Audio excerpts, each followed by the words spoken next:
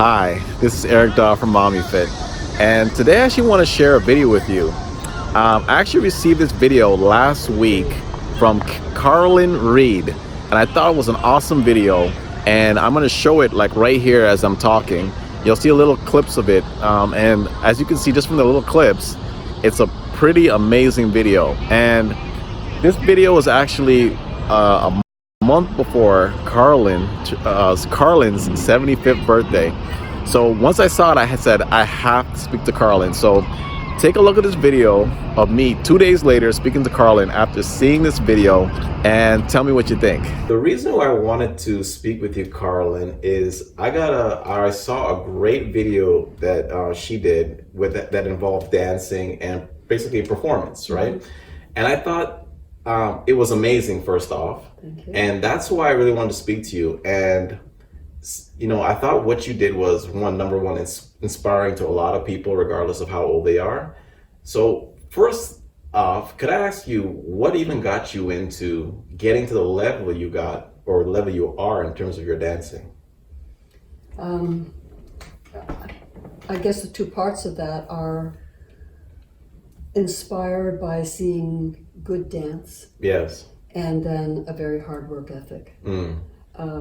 None of this comes easy. It certainly Yeah. doesn't come easy to me. I have a daily practice. Every morning I spend 2 to 3 hours training. Yes. Right here. And I'm dancing, I'm stretching, I'm doing some strengthening stuff. A couple of years ago, I worked with a gymnast for about a year and a half because I want to learn handstands, Yes. and cartwheels to add. So you do that stuff? Oh gosh, I tried to do a cartwheel and a handstand a few years ago. I did. By the way, this is an offset. I took a gymnastics class 2 years ago, and a handstand is not easy. No. Do you know?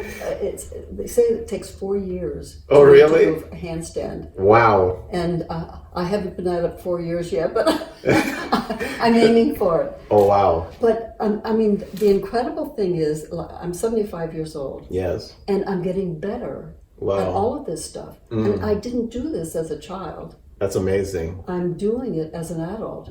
And every day I'll do handstands here in my living room, and and cartwheels on the floor here. Wow. And I remember the first time I did a cartwheel here. I had been doing them on the nice soft spongy floor at the gymnastics. Yes, I know exactly what you're talking about. And so I would do it. My heart was pounding out of my chest. First time to do it on a hardwood floor. But I did it, and I thought, oh, okay. And it wasn't great. Yes. And so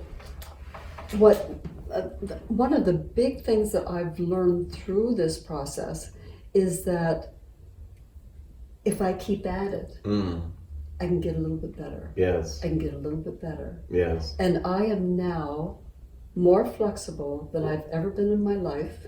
Really? Because I can now do splits. Wow. I can do a straddle. I'll put my chest on the floor. Wow. And I didn't think that I would be able to do that. And I just thought girls who were in the cheerleading team or whatever, they did splits just because they can. Yeah. Oh, I can't do a split, like I'm that high off the floor, right? So that means I can't do a split. Yes. But by working hard, and it's even more than working hard, it's being consistent. Showing up every day to do it. And bit by bit, and I remember the first time I got down to a split. It's like, how did this happen? Yes. And so I surprised myself, and I'm not saying this to brag or anything like that. It comes as a surprise to me. So other people are surprised because I'm 75 years old and I can do stuff. Well, here at home, working on stuff, I think, oh, look what I can do. Yeah. I'll call my husband in and I'll say, come look at this. Wow, that's amazing. Yeah. So our bodies want to move. They want to be resilient. And so I just try to honor that. Wow.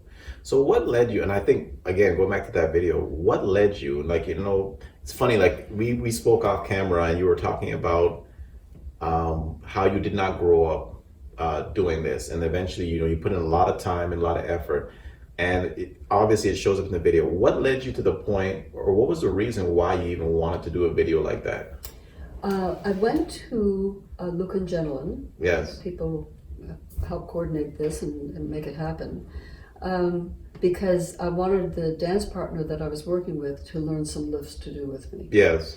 And then when he couldn't be there for a few weeks, I wanted to move in myself and do some work with them to learn their style of movement, because it had a different kind of a flow from mine.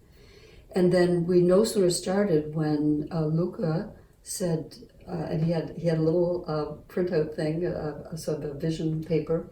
He said, we have an idea. And so they presented the idea of doing this video, A Million Dreams. We don't tend to think that older people have dreams and visions, even though it's biblical. Yeah. That, that we've kind of dried up in that area. And I had done enough work with them that they knew that wasn't true with me. Yeah. And so we caught that vision together, and then just started working. As soon as I said yes, he said, okay, let's go. Yeah. And 3 or 4 hours later, we finished our first session. Wow. And then we were working every day for 3 or 4 hours. Well, you touched on something that I think I'd like to ask you about. Why do you think, and I think it's true, like I speak to a lot of people too that are older, why do you think that a lot of people think that older people don't have, dreams and aspirations regardless of how old they are, in your opinion? I think some of it has to do with ageism. We just put different age of people in categories. Yes. And so we take, okay, you're 65, you're retired, whatever, and even that term retired, yes, it sort of creates a picture. Yes. And so older people, take it easy. They stop working, they stop doing. Yeah. And so that's kind of the mindset. And in some ways, don't take older people seriously. Yes. You've got some wrinkles in your face. You're not walking as straight as you were, and a lot of older people live out that vision as well. It's like a self-fulfilling prophecy in a way. Absolutely. Yeah. Absolutely. And then if they haven't taken care of themselves over the years, they haven't been physically active. Yeah. The body shows the signs of that, it's going to come to you. And if you're not eating healthy, you're eating stuff that's not feeding the body. Yeah. So there's a whole it all plays together. Yeah. And I'm fortunate that I began to be interested in that in my 20s. Yes. I started reading and adjusting my diet and learning stuff just on the way. And it's because of that I the work that I do is supported by the healthy lifestyle. Oh, that's good. Yeah, and so much of it is attitude too. That's very true. You're right. A lot of it comes from you up top. If that's not right, then nothing else is going to be right. That's right. Yeah, that's right. And I think what you kind of like all the things you said. There's a lot of lessons I think you can be picked out. You use a lot of words like the reason why you got to be in terms of not just dance, but for those who know, Carlin's also into theater, and I think you were talking about how they played together. What are some of the greatest lessons, whether it be dance, whether it be theater, that you could say at the point you are in your life, life lessons that you've gotten most out of doing all of the things you've done so far? Probably, like right off the top of my head, because this is not rehearsed. Of course. Not rehearsed, it's off the top of her head. But it's consistency. Yeah. It's training. My gymnastics coach always talked about training, and it means showing up and being consistent. Yes. And I already had that ethic anyway before I went to him to learn my handstands and cartwheels. But it's because I show up, and then I don't have an aha thing every day, but I have a lot of them where I'm just being consistent and trying stuff, and day after day after day doing some of the same stuff. And then one day it's like, oh, gee, I can do this better than I was able to do it a week ago. Yeah. But if I hadn't been practicing every day, I would not be doing it any better. Yeah. Probably worse. Yeah, I agree with you. And I agree with you. It's like very incremental along the way, whether it be days, weeks, months, slowly you've gone to a certain point. I'll be honest, a lot of the people that I work with are not at your level in terms of what you've been able to do. Yeah. What would you say to somebody who, in all honesty, I'm sure you get this all the time, oh, I can never do what Carlin does. Right. And I know you, based on you just watched that video, you know that people are asking you that question or saying those statements. So what do you say to people that aren't at your level, or maybe will feel they'll never get to your level, to encourage them that they still can do something?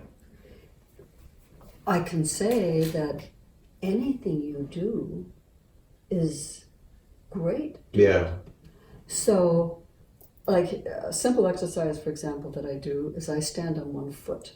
Yeah. And at the kitchen counter, and I'm making the stuff for my salad, I'll stand on one foot. Yeah. And that's a totally different body response, muscle response. Yes. From standing on 2 feet. Definitely. And so those muscles, and as soon as that leg is tired, I'll go to the other foot. One.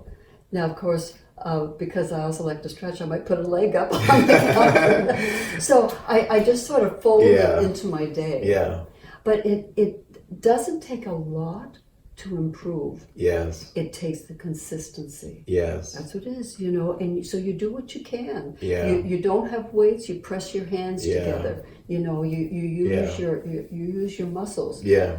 And I remember when I started doing handstands, my arms started developing in different ways. Yes. The muscle structure. And I remember looking down at my arm one day, and I thought, like, where'd that come from? Yeah. I've never seen that Never before. seen that muscle before. And I had not had it. Yes. It was under there. Yeah. But because I've been just working, and I know that I'm still talking handstands, and other people are going to say, don't even go there. I'm not.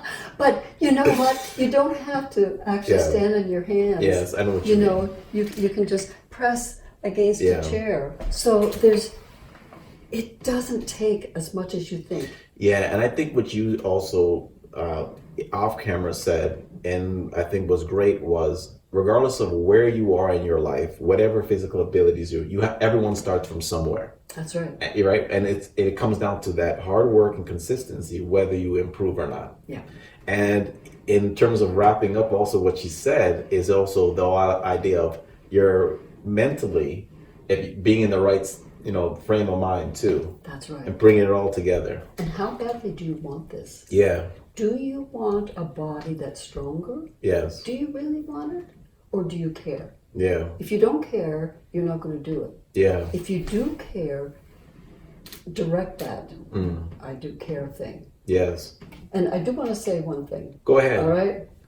In this video, you saw me spinning around. I did. Spinning around. I want to tell you how I felt the first time that I spun around, which was 3 weeks before. And it wasn't that fast. He just got me up there, and just for me to find the body position, that was a challenge. And then he spun me around a few times, and then brought me down. And I thought I was going to Yep. Which is why I can't ride roller coasters anymore. And I thought, I will never be able to do this. This is what I thought in my head. Yeah. And it affected me so much. Fortunately, it was at the end of our 3 or 4 hours together. Yeah. He was just introducing me into the big spin.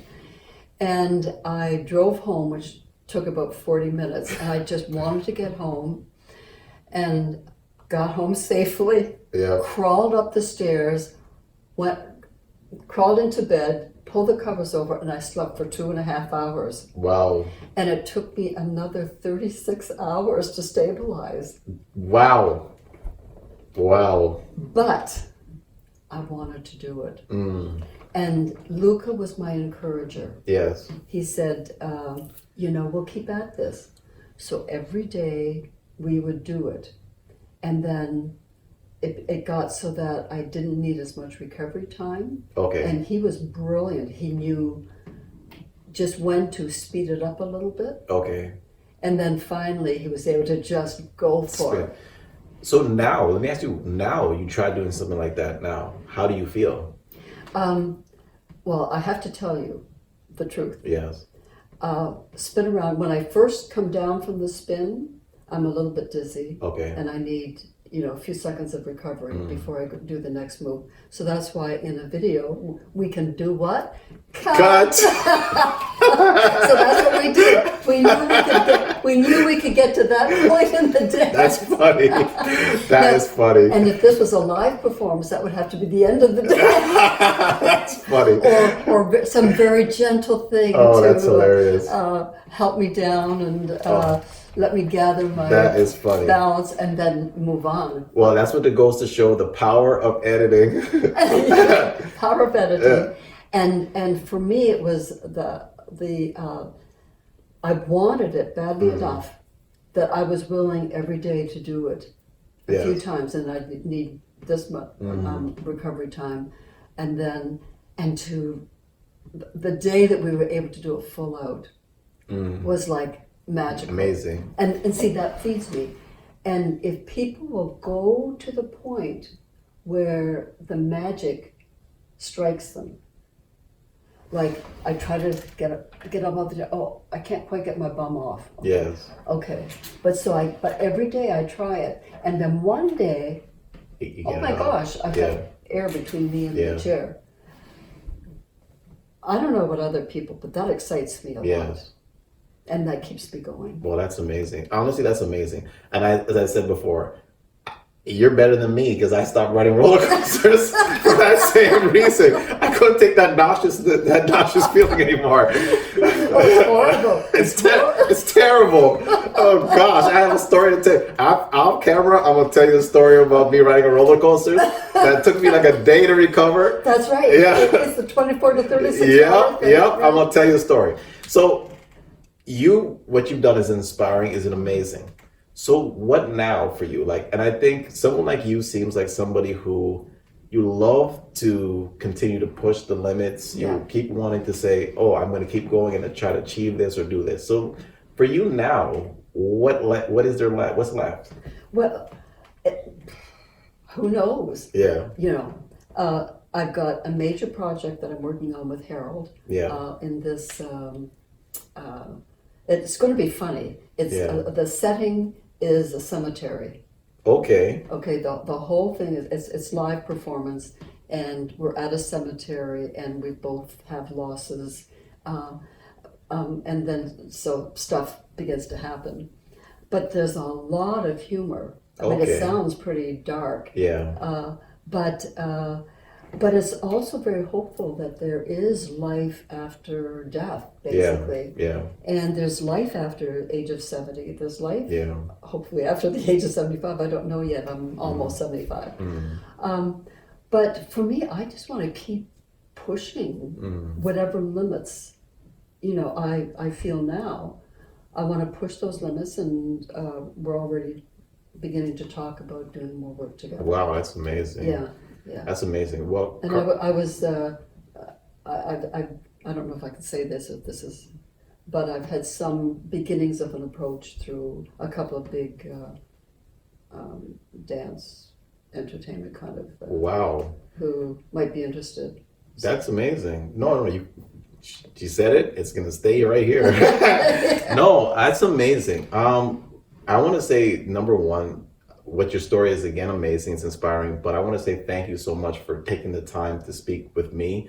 As some people know, some people look at me and try to. I always like to cover amazing and inspiring stories for people of all ages, and I think yours applies. And I want to say, number one, I'm going to make a point of showing parts of her video and then I'm gonna make a link so people can watch your video, so they can see what you've done, not me just talk or us just talking about it, so they can see what you've done. And I think if you can take the time, please everyone watch what Carlin has done. And I want to say this, thank you so much again, and I look forward to seeing your next project. Thank you. So let me know, and I'd love to see that also. I will definitely keep you posted. All right, thank you so much. Thank you. We're done.